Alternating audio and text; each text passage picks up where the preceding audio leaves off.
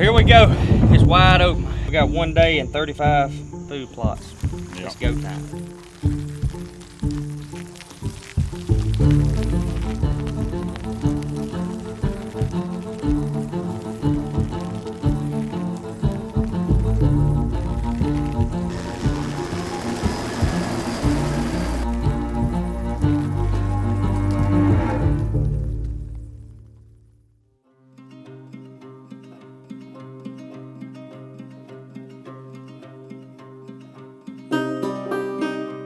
With Backwoods, our whole plan was, there's a lot in the industry. You go out and they sponsor this show and they sponsor that show, and it comes across just as that. But like with Backwoods, our overall goal was to put together a team that can truly work together behind the scenes to produce the best products. I can tell you, a lot of people don't know, Blair is probably 60 to 70% the brain behind a lot of the blends, because he'll try it and he'll say, man, Sugar Rush, for example, why did Sweet Greens come out?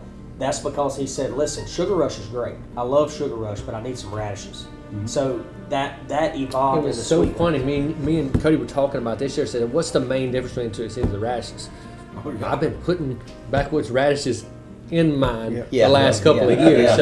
And so that was, but Blair has been a huge part from day one. You've been here since day one. Larry's been here since day one with Small Town, and then recently with Buck Commander.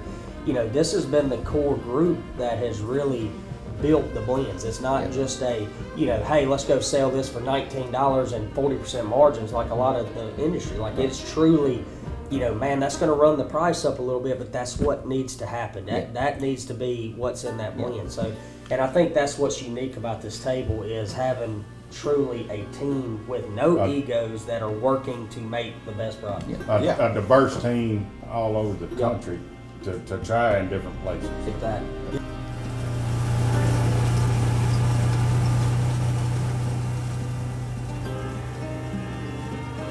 We got a velvet season coming up. We got a giant field in the center of the place. I said we're going to plant Revival soybeans and try to hold those deer towards the front. Now, the main reason I was holding them into the front, because with this place being all WRP, CRP, I had the most tree options for bow hunting. Everything in the back can be gun hunting. And so I was talking to Chris and Keith. I was like, man, we got to figure out if we can hold them here. And there's a lot more opportunities to hunt them. Now, we may shoot them on the feeder over here full of buck trio or high cotton. But if I can hold them and have them living here to move to those feeders, that's where I need them. And of course, it worked, absolutely perfect. So, I mean, we went into early season this year. We planted Revival soybeans in the front. Of course, I called you. I said, hey, I watch your videos. We're fixing to do no-till, and of course, I called him every day. And I was like, all right, I'm fixing.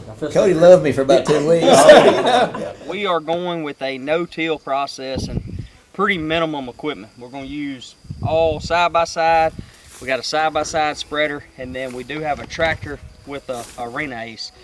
But the plan is we're going to go in here and we're going to broadcast our Revival soybeans. You broadcast.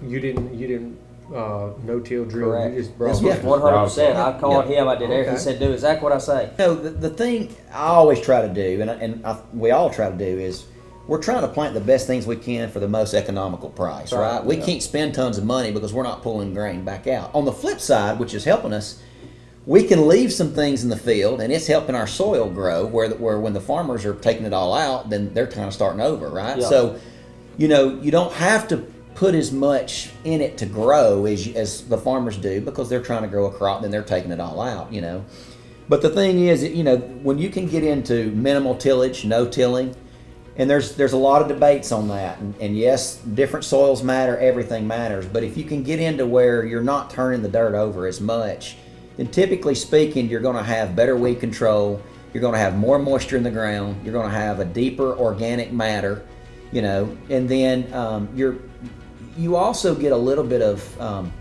hiding those beans when they're in that young stage, and that's probably something else we'll talk about nurse crops with food plots and things. That's very important, but just minimize your tillage, plant your beans, knock your previous wheat, rye, oats, whatever you had, knock it down, spray it, whatever you want to do, Don't turn it over. Lay it over like a mat. That bean seed is a big enough seed that it will emerge, and then that mat will help suppress weeds as you're going through the summer. We're gonna come in and spray it, it'll die, but we want to make sure that it's, instead of just spraying it and it being a mangled mess, we're just gonna kind of give it a head start, laying over, and then spray it, and then once it dies, it'll fall dead on that seed. When I was young, my daddy said, gotta keep one eye open. For the farmers out there, 'Cause there's a time coming when you're rock stars, because I would struggle making dang sure everything depended on the rain. Dang, Cody. They look good. They look real good. I'm impressed. I mean, it's lush all the way through there. I mean, for 2 weeks. Yeah, they look good. Yeah. Like I said, we did it several different ways last year, but I'm gonna say, when we posted first thing about no-till, it was messages coming in left and right. What's the germ rate? How's it looking? And this was the first update we've on. I mean, it's 2 weeks later, and they are growing. I'm telling you, and it's full all the way through there. Our whole problem was weed pressure. And so that was why we took this approach. He said, man, if you go in there and break it up, all this stuff's going to grow up. That's right, yeah. And so You're just uncovering new seeds. That's right. Been laying dormant, And so- because weed seed will lay dormant for years. Years, Right. yeah, years and years. And so 2 weeks later, we come back out here, and just like he said, all those soybeans are pushing through that thatch Yeah. that has created the shade, which create, so you're. After it came up, did you respray Roundup after it came up a while? So we did have to spray it Yeah. again. Okay. We did have to come across and spray it. Now it was late. They were doing really good. Good, yeah. And so it then probably would have been okay. Yeah. yes. So Yeah. to be honest, like you said, people forget you're not a farmer. Yeah, we're not trying to grow up for a farm. Of course, I went in and was like, man, I'm gonna keep it pretty. I sprayed, but it probably would have been fine. Yeah. Could've let it So ride. Cody, I've heard you mention high cotton several times, and I heard you mention it last year, but I haven't fed any yet. So kind of bring me up to speed on that. We weren't reinventing the wheel. You take Texas, you take Oklahoma, you take Kansas. Which is a drier climate than what we have. Correct. So you got a cottonseed basket sitting beside a feeder at all those different places. And so cottonseed's been around a long time, but our goal here, we can't put a cottonseed basket with no roof because the humidity and weather and water, it's going It'll sit there and mold. Yeah, that's right. So we were like, okay, how do we create an all-in-one food source? And we actually figured out how to get our lick and grow mineral on the cottonseed, and then basically we wanted it to be able to flow through gravity feeders to open Mississippi, Alabama, Louisiana, all these other places that can't feed cottonseed, open them to have access to it. So it started in a prototype process. When we first got it, stopped up the feeders. I'll tell you straight up, like every one of them, I'm like, oh my gosh, I had to go dump them out. So we kept figuring out grains, but we were picking grains that were high in protein and quality grains to be able to mix to where it could flow. Look at that. It's got soybeans in it. Roasted soybeans. It's got a little bit of sunflowers in it, roasted sunflowers. And then it's got corn too. So the key is the blend to get the cottonseed where it will flow through the feeder. So that's where you're seeing the grains come in, is so that it'll be able to flow. But you can see right there's your protein, baby. See, does it have? That's actual cottonseed. Yeah. And But so- is it coated with? Because it smells like it's got maybe lick and grow or mint or lick and grow. Not bad, Larry. Yeah. Not bad. So the actual process is, our lick and grow mineral. Mhm. So we have figured out a way with some molasses to give it some extra flavor. But with that, we're able to coat our lick and grow minerals on the cottonseed. Well, so it's adding mineral to the feed too. That's Because I was like, correct. man, I know I smell it. So our goal was a all-in-one food source. With cottonseed, you're getting high protein. With the roasted sunflowers, you're getting high protein. And then being able to put the minerals on there, that's giving you the protein, the fat, and the minerals. So that's the only thing with cottonseed is it's just protein. Yep. So you're not able to get the minerals, but being able to coat our lick and grow minerals on it, it's the all-in-one food source. We filled, I don't know, we had 5 or 6 feeders running, and 5 days before the velvet season hunt, I go to dead end and we check the camera, and here's this deer I've never seen before, 6.5-year-old deer. Daylight in the morning, daylight in the evenings, daylight in the morning, daylight in the evenings. Once he got on it, he never came off of it, and the opening afternoon was day number 6, and Larry smokes him.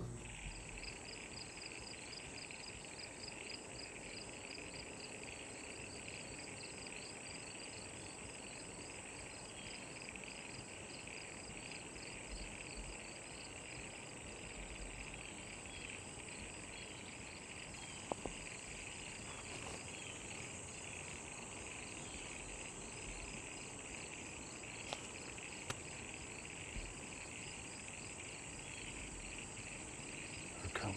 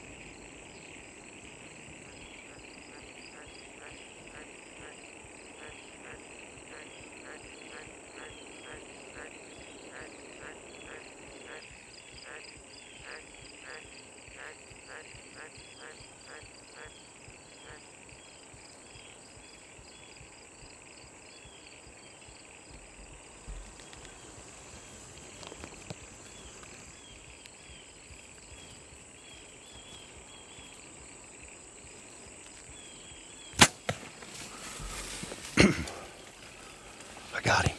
He's over here. He's over here. We just got a Mississippi stud here on the first velvet season the Mississippi's ever had. I'm shaking like a leaf. Backwoods attraction, food plots everywhere. This is the testing grounds. And this is where they test the food plot products. If you watched our show last 2 years, you know exactly what I'm talking about. And if you haven't, I'm telling you right now, it's something. This is such a cool place. The layout of the land, Cody, the small town boys, the whole crew of Backwoods, they care about their customers. They care about putting out a good product. And they test all of it right here before you all get to see it. And I'll tell you, every deer, I mean, I looked down that line, the tail, I had every buck. I mean, I was like, You know, it would really help if you dropped me a pin on that Yeah. spot. Yeah. I could really check it out. Yeah, it's right over there. yeah. But I was, when he was telling me about it, I was like, oh man, switching feeds, you know, brought about anything, told me about the deer showing up, and boy, when we sat there, I ain't kidding, literally, I know that WRP you just saw. He called me. He said, I got him. He said it was a line of velvet. Yeah, he said there was He a said line it was of a line Ain't of nothing velvet. better because it's like something. What do you think of that? Look at here. What's up, fluffy rat? That's a fluffy They rat. way again, Cody, they bigger than we thought. Oh my gosh. Hey, hand the phone to somebody and hold him up and let me see him. How about that? Yeah. He looks heavy. He is. Look at that. Oh my gosh, of the beans. Yeah. What, this deer showed up, what, 3 days ago? 4 days ago? Showed up 5 days ago, and he's been on high cotton since. Yeah, and he's been, literally on high cotton since. Oh, that stuff's amazing. It just shows you.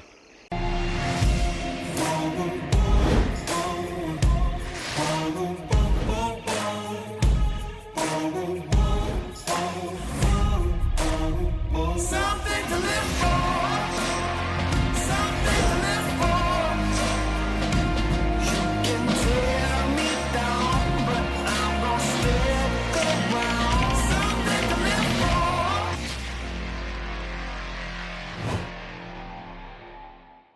To learn more and see additional content, make sure you follow Backwoods Premium Wildlife Products social media pages. And don't forget to subscribe to the YouTube channel. Keep on running till the sun goes down. Run out loud, better run on. Question: how long had you been feeding high cotton there? That feeder, I mean, a week. Oh, I so mean, you it hadn't been was- feeding all no. summer. I was Just- coming off of, like, I think it was like Flame Kiss. Yeah. And they were like, hey, let's pick 5 test feeders for the final formula. So we would have a formula, and then we'd have to change it, and so then I'd go back to the other and whatever the case. But that one, it's like, okay, that was one of the test feeders. And there was 1 or 2 shooters there, but honestly, it was a spot I was like, well, if, 1 or 2 shooters are there, but I don't want to change this one, I don't want to change this one. And I did it. Well, next thing I know, there's 6 shooters in it, and all 6 walk in the same. Somebody else is doing a That's podcast awesome. down the road right now saying, I had every deer come to my spot. Yeah. And I don't know what happened. So I Yeah. shot 'em. Having that mineral on the cottonseed, I think a lot of we had our process of thinking it was more scientific than it was whatever. But now looking at it, deer, they know what they need, and so Yeah. now 100%. that protein and mineral, I think those deer gravitated Yeah. to that. Oh, yeah. And it's because it's like, wow, that's everything I need in one spot. Well, perfect example with Funky. I hunted him during the velvet season when Larry was hunting that, Yep. but we still had Protein Plus in that feeder I was That's hunting. And after Larry did that, fast forward 2 weeks, we changed when that All feeder the run feeders were down. being changed. We Yeah. changed it to high cotton. family. I called Keith. I said, "Hey man, it was actually 200 yards right here from the camp, which is 200 yards off the soybean field. Right. And there's a deer we called Funky." I said, "Keith, he's every day right now. Yeah. Like in the last 2 days, he's every day. Yeah. And all it was, feeders off in the woods and shade or whatever, and then in the afternoons and night, he's going out to the soybeans, and it worked like a champ." Well, you ain't gonna outrun me.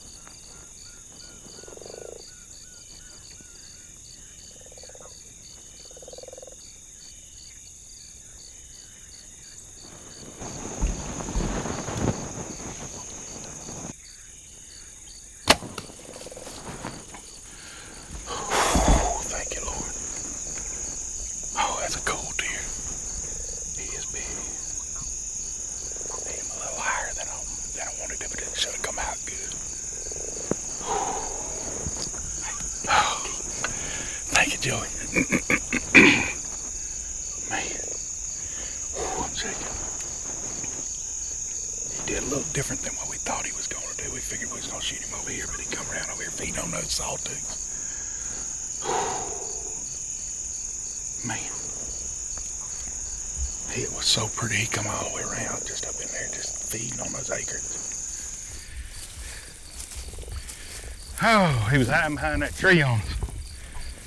My knot broke off, or we'd have seen him laying here. Man, look at that. Old Funky.